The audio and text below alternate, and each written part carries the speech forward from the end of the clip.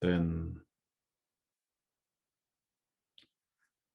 in the third stage of awareness, going from separation to awareness being solution, going to the third stage of awareness, where it is awareness being the experience, or awareness being what discriminates. Awareness being what discriminates. I cannot tell you how important this step is.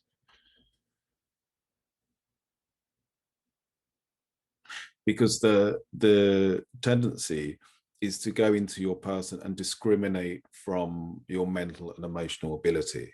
You know, you'll get caught up in your mental emotional ability and use that power, because it's very powerful. Emotion, thought, it's very powerful. This is why they talk about surrender, because awareness without object, being what discriminates, is what they call surrendered consciousness. But in fact, it's powerful. It's powerful. It's just so counterintuitive to what we're accustomed to.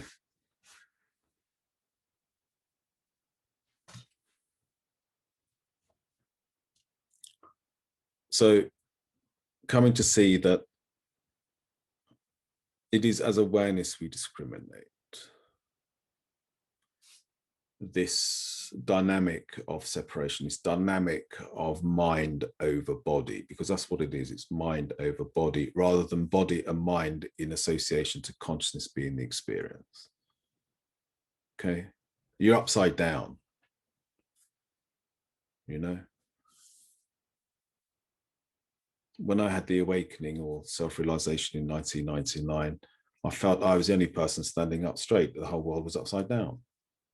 Everyone was identified with the mind and talking from this place. And I thought, crikey, they're so caught up in locality, they can't see that I'm not here. You know, it was incredible, incredible revelation.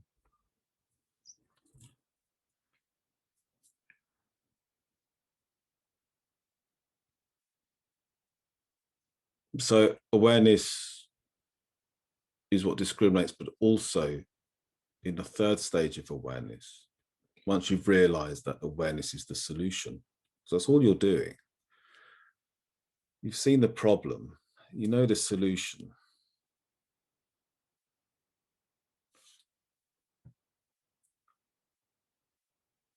Step 3 is, can you give all of that reaction to your awareness? Can you give it all to your awareness? And as awareness, can you learn to discriminate? That's all it is.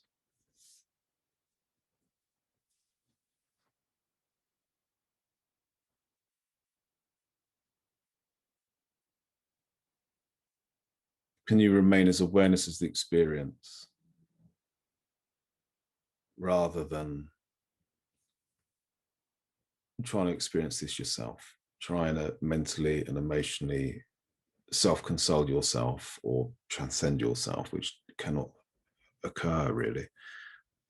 Can you remain as awareness, be the experience, just remain open as awareness? Are you willing to turn everything over to awareness being experienced? And this is where we learn, you know, the unconditionality of awareness. Because up until now, you've always defined yourself by what you think, what you feel in relation to your body's sensation. This is why we get defensive. This is why we get, you know, just defensive, basically, sensitive. We define it, you know, when consciousness becomes unconscious, when it superimposes itself upon the form and becomes a reaction to it in the style of thought and emotion, then that's your reality and you'll defend it. So remaining as awareness, it doesn't need to defend itself. Awareness never, ever wants to defend itself, ever. It's pure, it's clean, and it's okay. So can you remain as awareness despite all your defense mechanisms going off, all of your impulses to seek and do all of that? Can you turn all that over to awareness? Come back to awareness. Every time this is happening, come back to awareness. See? And awareness doesn't judge itself. It doesn't even judge your forms. If at some point you don't like what's going on in your life, you're in a state of separation.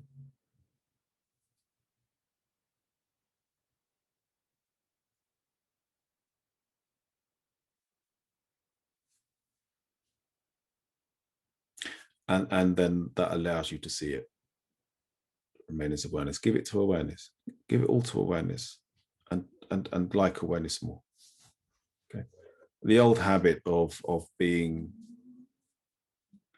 defined by body sensation, thought, emotion still occurs, but unconditionally you remain as awareness.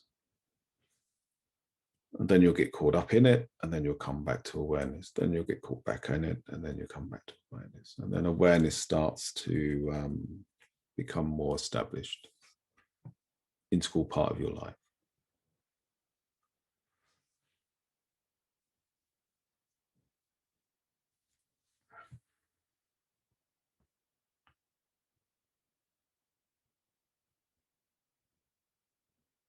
And then from that,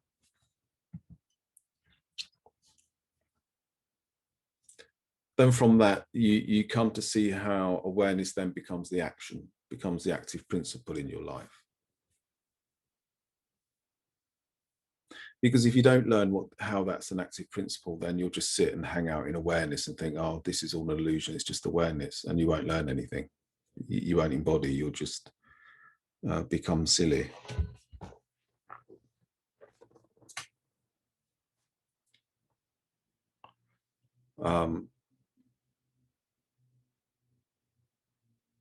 So you learn the active principle now of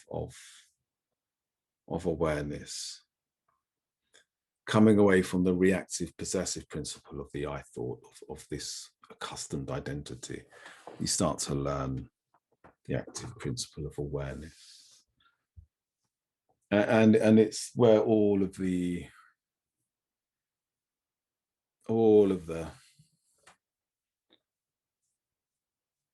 I forgot what you call it, paradox, yeah, paradoxes come in, because it's just a paradox. You learn the active principle of awareness, and it has to be learned.